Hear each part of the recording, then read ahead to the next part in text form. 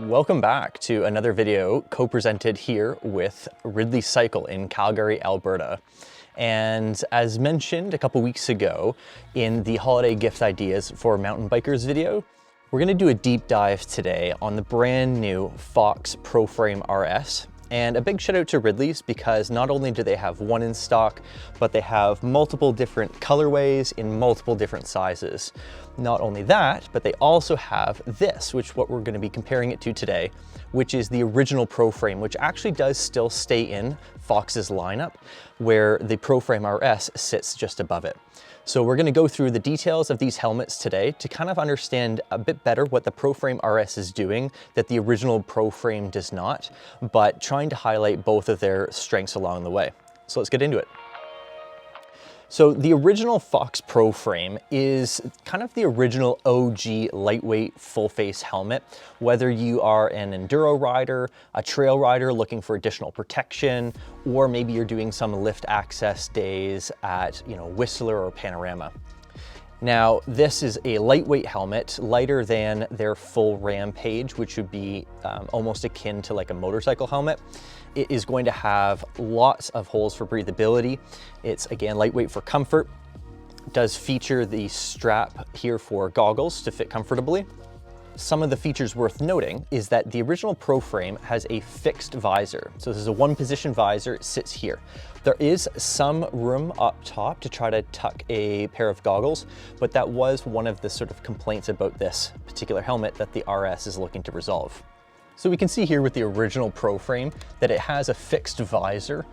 What a lot of people end up doing is simply turning their goggles around backward and putting the strap component up here and the actual lens at the back. It does make for an extra step, but it's certainly possible. Like the RS and like other Pro models in Fox's lineup, it does have the magnetic Fidlock buckle. And I can say, having ridden a full season on the Speedframe Pro, that this buckle is so nice to use. It's easy to attach and detach with gloves on just because you simply just twist and flick for them to open. It's super easy to use, in fact, even being able to demonstrate it one-handed here. One thing that is a staple throughout Fox's Pro line helmets is MIPS. This is like a multi-directional impact system, and it is this yellow liner on the inside.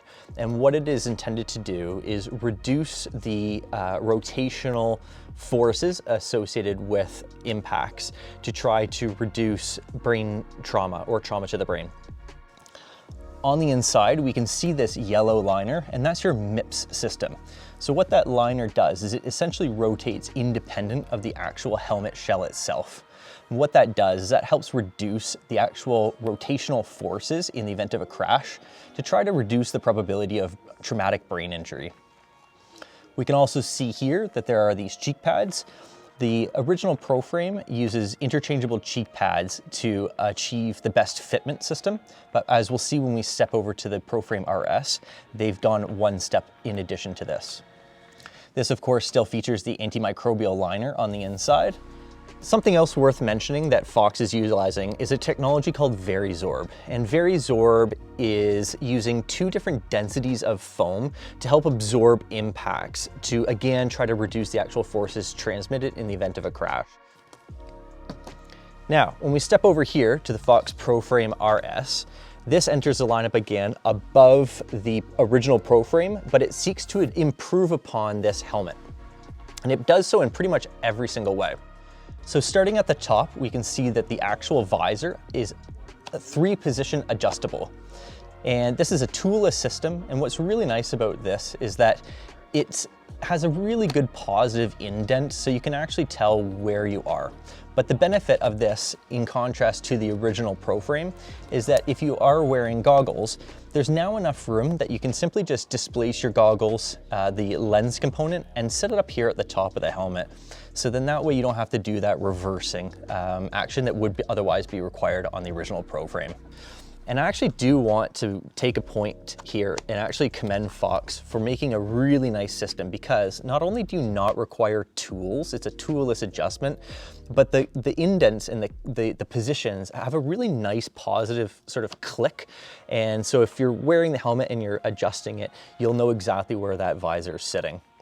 On the visor itself, Again, another neat detail. There's an optional accessory that allows you to attach a GoPro in the actual visor itself. But what's really nice about this, and something we're gonna get a little bit nerdy here, the original GoPro uses these finger style mounts. And this requires users to remove the actual thumb screw and attach and detach the GoPro. The direction that GoPro is moving in is, instead of using the finger mounts, they're using the buckle mount, because this is a lot quicker to change between accessories. And so the mount that Fox includes that goes underneath the helmet actually does use this new buckle mount style.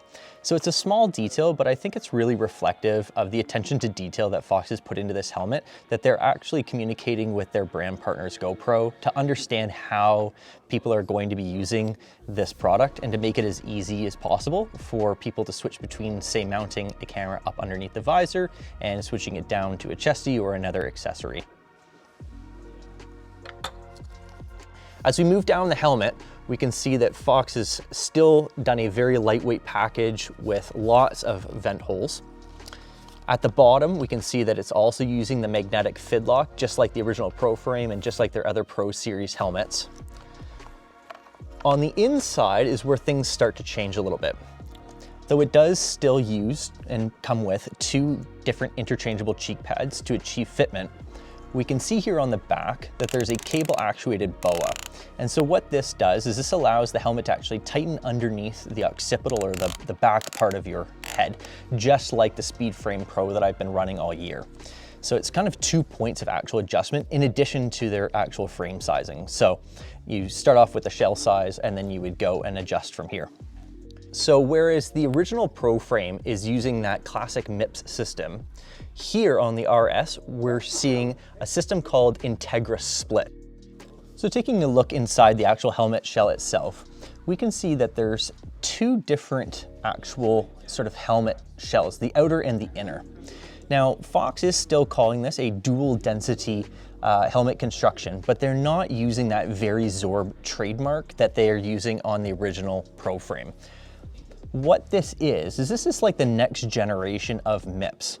So you've got the original outer helmet shell here, and then on the inside, you have this other shell that's actually free floating. It's a bit tricky to demonstrate, but it's really easy to see in person. And instead of the yellow shell here that would rotate, or that yellow liner rather, the whole inner portion of this shell is actually rotating. So in the event of an impact, we can actually see that there's this whole inner foam shell instead of just that sort of yellow classic liner that is able to rotate. So it's that shell within a shell.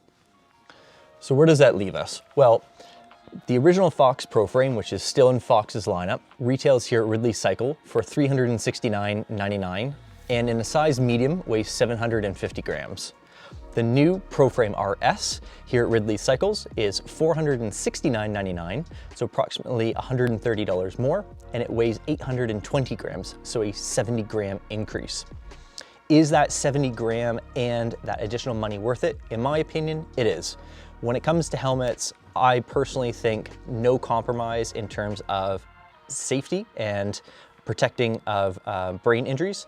And I love what they've done here by taking everything that was great about the original Proframe and just taking it that one next step further, adding those little pieces of refinement such as the adjustable visor, the adjustable fitment system with the boa in the back, and the little details in terms of GoPro mounting. For me, that's absolutely worth it.